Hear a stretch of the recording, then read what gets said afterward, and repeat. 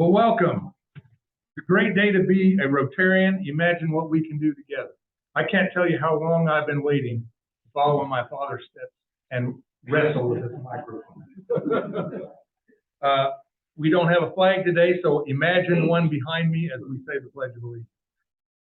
I pledge allegiance to the flag of the United States of America and to the republic for which it stands, one nation, under God, indivisible, with liberty and justice for all. Before we sit, let me give thanks. We give thanks for this food and fellowship. May Rotary friends and Rotary ways help us to serve others all of our days. Amen. Excuse me. We don't have any guests today, but we do have some returning Rotarians. So I'm going to ask Glenn to stand up and prove that he's alive.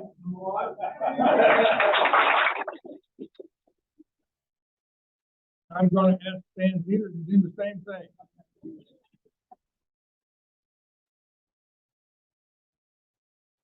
Be sure and invite your old, and I mean that more in longevity, your long time Rotary friends that haven't figured out that we're having fun again at meetings, and ask them to come and join you at Rotary at lunch. Chris Palmer, would you please come forward?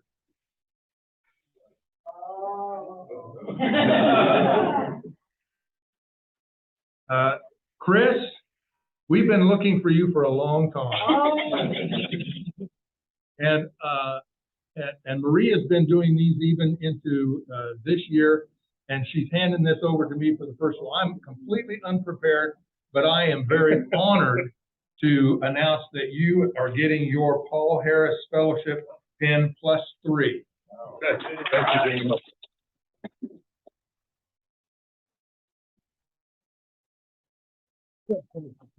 And I promise I'll be better prepared next time to tell you all about Paul Harris and why we do that.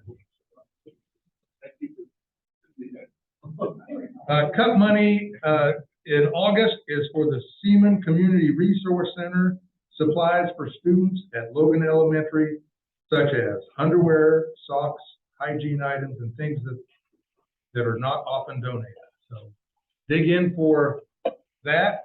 I will start Fun Bucks this week with a 20, 5 for John Wall, 5 for Marge Wepley, 5 for Stan Martindale, and 5 for Bob Clausen. These folks come early and stay late and make sure that things are ready to go and are cleaned up after we're meeting. So I want to say thank you to them.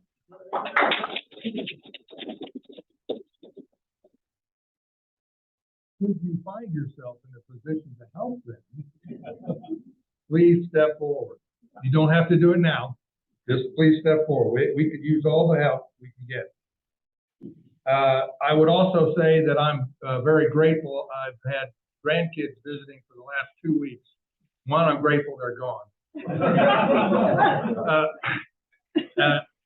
But they all got home with COVID, and they're all doing well and in or approaching the end of their isolation period. So I'm very grateful that we live in a country where we can be vaccinated, we can get testing, we can get treatment for what's wrong with us, and we can get it pretty darn quickly. And I'm just very grateful for that. Are there any other Fun Buck announcements? Ann has one. Actually, I have 2, and so I'm paying double, and it is pretty much self-aggrandizing. So, number 1, I do photographs every week, and some of you may not know, they're on the website, on the Rotary Facebook website. And over the years, I've been happy. They tell you at the bottom how many views they've had, how many people have seen each picture and everything. And if I can get 180, I'm feeling pretty good. I just want to announce last week, we got 1,600. Now, I would like to tell you because I talked my photographs with you. The moral of the story is take a picture of a famous person and let them share it. And this was Frank Henderson last week, and he shared it. And I mean, they just came from all over to leave messages and all for Frank. So my point is that if you want, check that page out sometime. The second is I have 4 photographs in a show that will open tomorrow night on First Friday at the Morris Gallery in the Noto Art Center building. And Betty is not here today, but I was going to say that beautiful gallery is thanks to Betty and the foundation that she had. So. Very good. Lee, is that you coming up with one? It is. Well, I actually have a personal shout out that is more than that. Many of you are very aware that we've been doing a variety of things with the Ukrainian refugees here in town. But I want to particularly point out Susan has been coordinating the English lessons for the kids and their parents this summer. And that's been going on here at the library. But she's been working extremely hard, most of it behind the scenes. They're here about 6 hours a week, I guess. But she's been working at least twice that long at home, getting everything ready and putting those things together. So I want to have Susan stand up and be acknowledged. I don't make any money on it. This can't be a business thing, but there are vegetables on the back table back there. That's a freebie. Yeah, y'all get to enjoy those. Oh. Any other spouses want to give Ryan announcements? Please come up. I just want to give a shout out to Heiko and her administrative assistant and her staff here at the library for giving us a facility and for pulling materials for us and providing copies and support in that way while I help the Ukrainian students and their parents improve their English skills.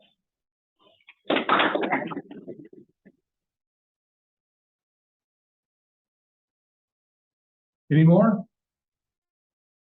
Lee led us on a great Rotary roundup at the Seward Boat Ramp this morning. There were 4 of us. Lee, me, Sue, and Andy. And the boat ramp really looks great. It looks even better now that we're done.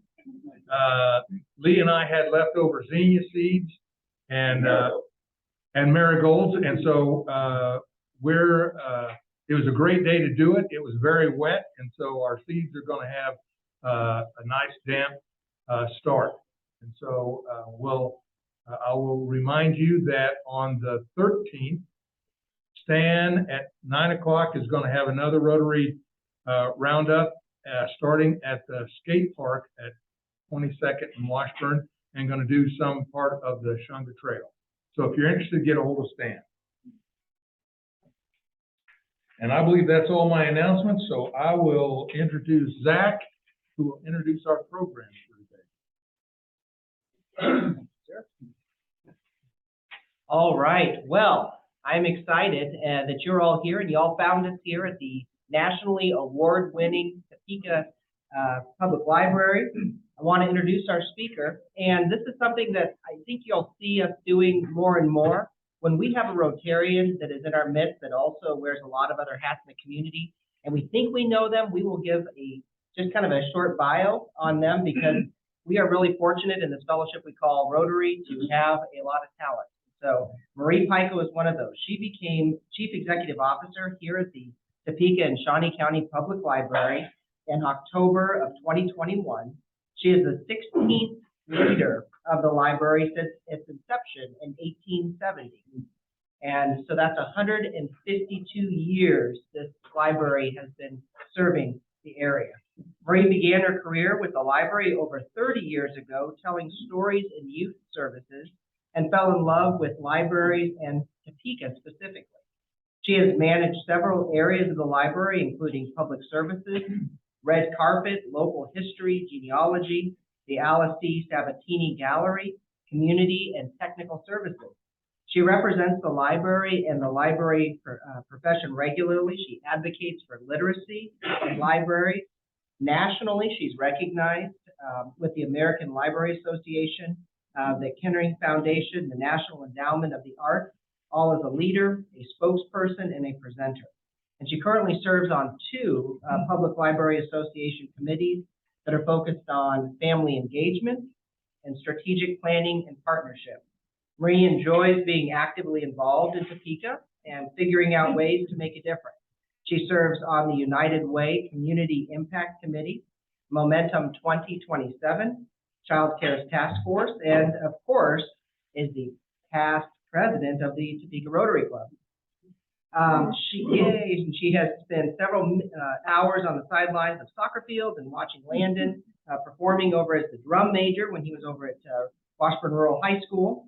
Today, she and Mark venture to Lawrence often and check in and see what Landon is up to over at the University of Kansas. Academically, Marie holds a bachelor's degree in human development psychology from Wayne State University in Detroit and a master's degree of library science from Emporia State University. She's excited to share, and I hear we are among the first to be able to experience this, to share with us the next adventure and opportunities the library has that will inspire, support, and spark the curiosity of each citizen through literacy and learning. Here at your Topeka and Shawnee County Public Library, please welcome Marie Pico.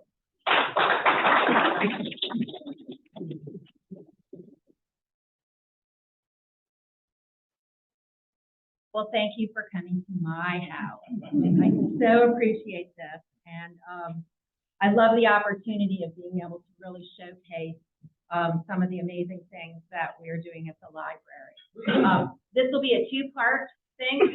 I'm going to do a little bit of a presentation, and then at the end of the meeting, I'd like to take you up to the Level 2 Tech Center. And you will be the first group of community members who will get to see it. So I'm excited to show it off. So since 1870, we've set our eyes on the limitless potential of people, navigating the world as individuals with unique goals, interests, and challenges, coming together as it's one inspired community that welcomes all. That's your library. Yep, we are a library. But in today's world, we are so much more. We are a catalyst for the pursuit of what's possible and an inspiration, a source of inspiration to go beyond boundaries. We are the space and the place for books, movies, music, but so much more. Here's our mission.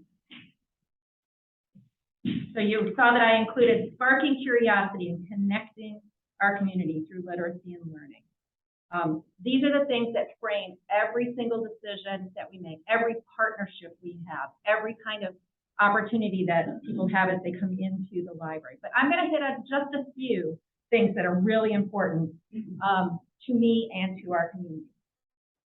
I have a very strong focus on service access.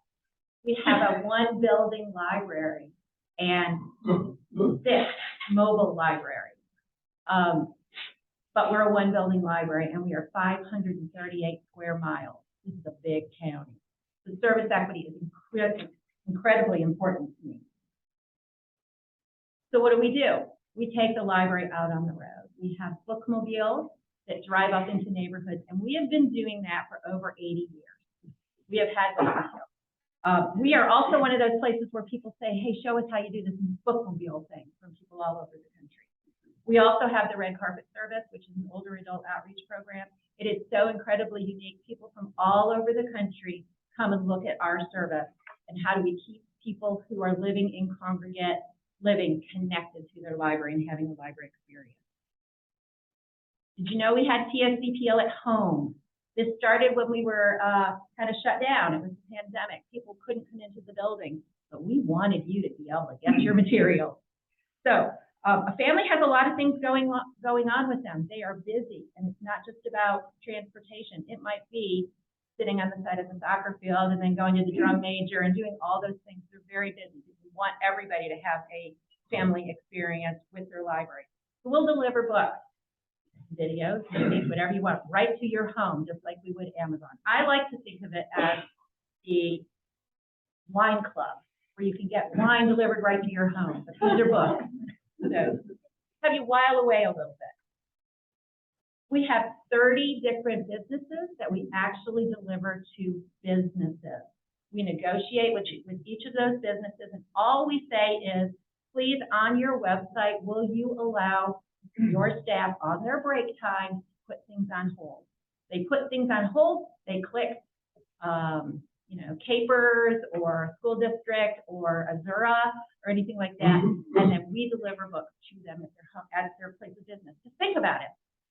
At least pre-pandemic, that's 40 hours a week that you're in that place of business. You're not at home. So we wanted to be able to get materials to you. Very, very popular with families, because families then can get everything together and then have little goodies to take back home when they're there at the end of the day. We have a relationship called TFCPL at school. Every single local public school has a digital library card, and they have access to all of our resources. A lot of it is digital, but they can come in and use that digital card within the building as well. So like the Topeka schools, they love it because they can come in, they've got that number memorized. If you have had little or kids, you know that every single student knows their lunchroom number. And it's 304-1333. I popped 437 at the front of that, and he has his own library card. Every single family is able to sign their kids up during enrollment for a digital library card. Again, increasing access, increasing opportunities for people to have good resources. But they also can get stuff, online, and we also do have some of the schools that we deliver materials. So I talked about literacy. Of course, literacy is important to us, but literacy comes in all different shapes and sizes. There's literacy with story. We have a very strong focus on ensuring all children are school ready, and that means has a book-rich environment, has engaged stories. As you can see, this is Rhonda, and even during the pandemic, we were doing story time. And if you have had a youngster at a daycare or at a school, and they come home with a boomer sticker, our outreach storyteller has come to visit that. We have Dolly Parton's Imagination Library, so books, being able to put 60 books into a home from 0 to 5. We have 1,000 books before kindergarten, because the research shows that children that have books in their home and who are reading on a regular basis are positioned to be ready for school and have all of that necessary skills. And that's not just the reading part, it's the attention part, it's the sitting still part, it's the give and take, it's the holding the book in a certain way. All of those things are school readiness skills. Our outreach storytellers go out to at least 80 different daycares, and as of July 8th, our community read 1 million minutes of books for the summer reading program. We also have a very strong focus on readers and authors, and I'm excited to tell you about 3 that are coming up. We have a fall author series, and so we have been working with a local publisher to be able to bring in some authors. So Faye Kellerman is actually going to be a virtual one. Kay McIntyre from KPR Presents is the moderator. She'll be here, and she will be talking with the audience as well as Faye from where she lives. We're also working with a number of our retirement places to have them Zoom in as well, so they can be part of it. If you've ever read a single C.J. Box book, all of them, great. Please join us. He is physically going to be here on September 27th. We're really excited about it. We want to get back into the business of bringing New York Times best-selling authors to Topeka, because you deserve that. And then JAJSC is also another mystery. So there's a little bit of a mystery theme this time. We will be having a different sort of focus on each of them, but I'm very excited about that. So learning, literacy and learning. We call it sneaky learning. And sneaky learning is kind of that, it's developed to be informal type of learning. It's not structured, and it's great for kids because it's about play, but it's also great for adults. If you've ever talked with an adult, adults don't want to be sitting in a classroom and have a certain sort of formal type of learning by and large. They like that sneaky learning where they're learning things along the way. And so we incorporate a lot of that. The other thing I want to say, and you'll hear me say this a lot, learning it still needs to be infused with exploration, experimentation, and yes, play. Digital literacy. So the definition of literacy has evolved over time. The basic definition of literacy means the ability to read and write, but in this day and age, it means so much more. So to be successful in the digital world, you need all of those sort of savvy skills to be able to communicate effectively through all different forms of technology, to be able to find and evaluate information and know that it's accurate and not just whatever, the newest person is putting out there, and to be able to have that savvy. And so digital literacy is very important to us. And why is that? Because devices have gone crazy. Everybody has a device.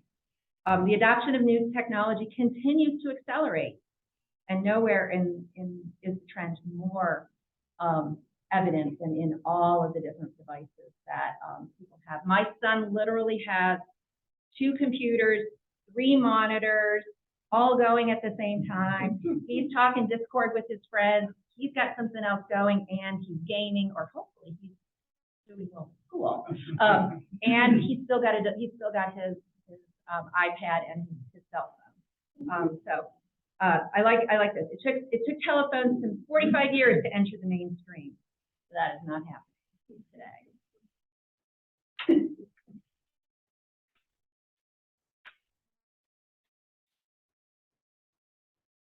We talk about the idea of digital first. Everything needs to kind of start in a digital first format, because that is where a lot of people are, but that is not everything. But I will show you a couple of different things we did with digital first, especially during the pandemic. We took our story times online. And again, if you have a young person and you haven't heard Kyler, I don't think you live in Topeka. Kyler is our Storytime rock star. He had to learn how to do Zoom. He had to learn how to perform. He had to learn how to play a guitar, all on a computer. That he did all the work from his own home, because when we were at home, we wanted to continue to have literacy-rich experiences. So Kyler shared 52 story times in a year. He did 1 a week, and helped families. And I will say, because this is the other thing that's important in the library, the publishers allowed us to do that. They didn't say that we were breaking copyright, because that would be a no-no in the real world today. But it's definitely something that we're very interested in, and that we took full advantage of. A digital first librarian is helping people where they are, how they are, and what level they need. So a lot of times, I don't know if you know this, but you can call your library and you can ask basically any question under the sun. And so often it's, what's the phone number of the Arby's on Gage? Sometimes it's, my granddaughter bought me this device. Can you talk me through it over the phone? And we do. We also encourage them to come in, because it's a little easier, but we do. We're using QR codes, and we're really pushing out a lot of the things that we do with Digital First out into the environment using URL specific. Digital First resources. Who's familiar with LinkedIn? Okay.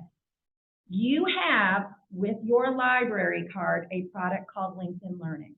It has thousands and thousands of rich learning resources. You want to learn how to do Photoshop. You want to learn how to use the Cricut upstairs.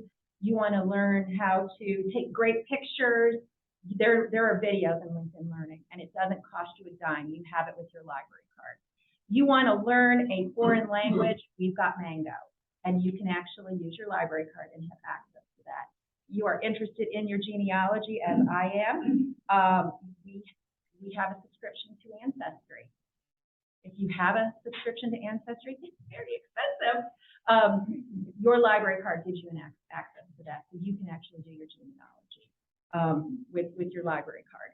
And if you know somebody who has a dream to be a coder or want to learn any of that technology, we have another database called Treehouse.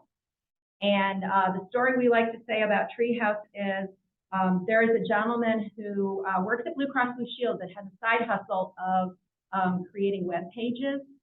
He learned how to code and program Brian Bookwalter by using Treehouse. Totally free with his library card. He got a certificate, and that increased his viability of job experience, but it also helped him kind of create a whole nother side hustle for career. So please consider that. Now, I want to talk about the place to be creative. So today's learners are not just building their skills through books and movies. They are learning by doing. And the second floor, which I'll take you up to, is a quieter space for hands-on computer help, creation, classes, potentially job help, telework, telehealth, all those sorts of things that are really essential. I'm going to show you a couple of pictures. Some are not real pictures, but I also want to let you know that it officially opens, the Level 2 Tech Center officially opens on August 15th. So yeah, that's why you get to see it. If you've been in the other part of the library and you've ever used a team room, they're great. They are great, and we love them, and they have a lot of the capabilities. You can do telework. I have a gentleman that when we first opened in, he was a teacher, and he was teaching a class in Dubai from the Topeka and Shawnee County Public Library because we had the video conferencing. We've got tutors that use that. We've got all kinds of things. But with the pandemic, people needed a little more privacy.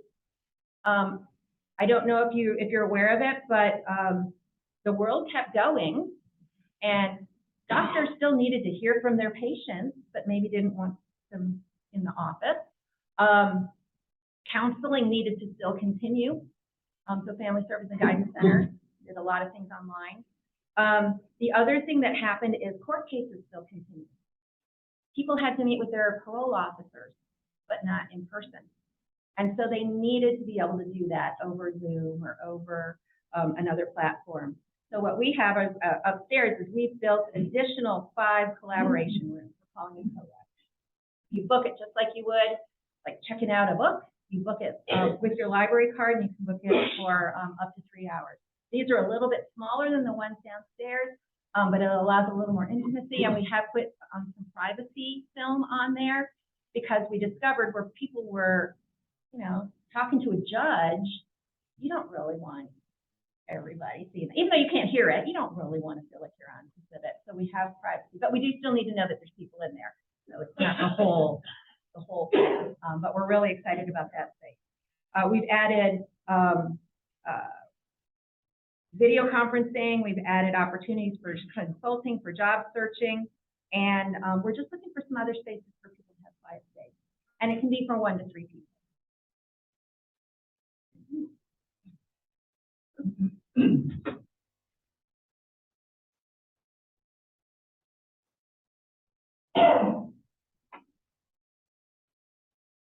Okay.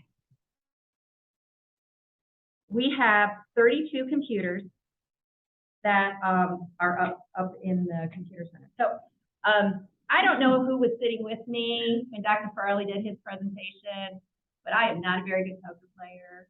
And so a couple of weeks ago, Dr. Farley said that libraries are not about books and everything is on the internet. Yes, there's a lot on the internet, but not everyone has access to high-speed internet, and also not everybody has the most up-to-date computer technology, and not everybody has trained professionals who have that digital literacy to kind of help you be able to know you're looking at really good stuff. So not everything is on the internet. But that kind of made me laugh a little bit. So that is one of the hats that librarians wear now. You may not know that. That's what they do. So we discovered, especially since COVID, that adults are coming in to update their resume, especially now, learn a new skill, apply for jobs, and they are all online now. Nobody has paper applications, and stay connected with friends and family. Adults are starting a new side hustle or a hobby, and they're looking to improve those technology skills. So this is the space. In addition to all the computers, we have trained staff that are in the space that will be there to help. We've also added a visual recording studio so people can come in and film. The thing that's really exciting about that is information and engagement has also evolved beyond the book and to a much more visual medium. YouTube, honestly, is the most popular place. Okay, it's the place that Landon spends a lot of time. And that's how he learns things. When he needed to learn how to tie a tie, he went to YouTube. You know, his grandpa. You know, so there's just so many things you can do. You need to learn how to fix a clogged sink or how to create a dynamic video presentation. You go to YouTube. You can learn all that. So our visual recording studio will be a place for learners and creators. We want to be able to create a video. You want to, this is something that I really want to do. You want to record today's stories for tomorrow. You can do that through video. You need to prep for a college interview that's going to be over Zoom because you're going to be at a distance. You can come and prep here. You can film it here. We can give you everything you need to be successful. My son had to audition for a drum major, and he had to do it on his phone. He could have done that here and had everything with him. And you just book it like with your library card. You reserve it, so you have access. We are going to also offer classes on how to create videos. Very excited about the idea of StoryCorps, being able to kind of record Topeka's history. When we go upstairs, you will see that the Level 2 Tech Center is contiguous with the local history area. And that is really important to me because we need to record today's stories for tomorrow. Because we don't have all those stories readily. And we don't have those unique voices that are so critical. We should probably get Frank up there and video him. So again, and in addition, we're going to have sound recording studio. Podcasts are hugely popular.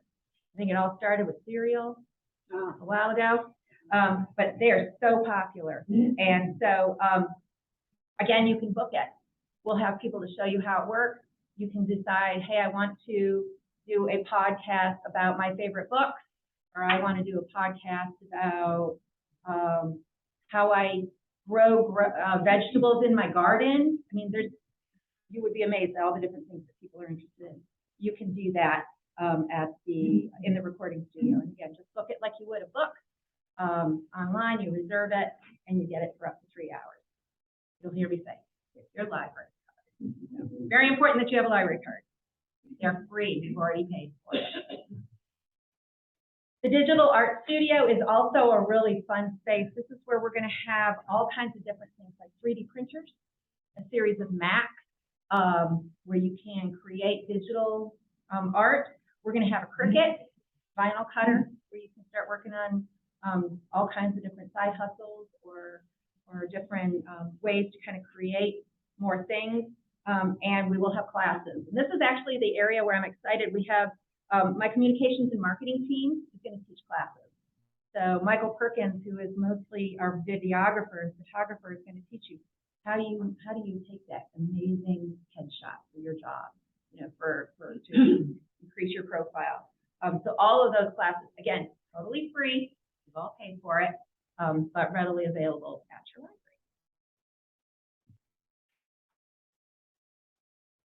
So finally, I just want to tell you what I think about, what keeps me up a little bit at night, what inspires me.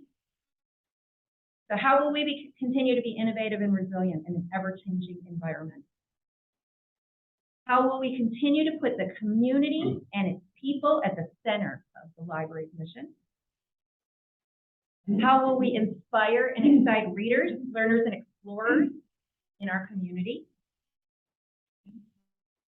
How will we reach and meet citizens where they are, when they need us, and how they need us? And then I had another one. And how will we make sure that the staff is sitting at those community tables? That is all I have for my presentation. Do you have any questions about what you saw? And myself and Debbie will be available for the tour. Zach? Quick question on the digital resources, like the LinkedIn, some of those, do you have to physically be here? It can be accessed at home, just using your library. Nope, you just use your library card, you put it in, you put in your login, your 14-digit number, which is very long, so hold your card. And then you have a PIN, put it in, 3 o'clock in the morning. You can do LinkedIn Learning, you can do Treehouse, you can download a book, you can download audio, all with just that card. It's a giant financial commitment. How much of your money comes from Shawnee County, the city, and? So we are our own taxing municipality. And so, we do levy we have a mill levy. And that will be part of the we've gone through a budget. And, that will be part of the property tax in the ad valorem. It ends up being about, for a $100,000 home, it's,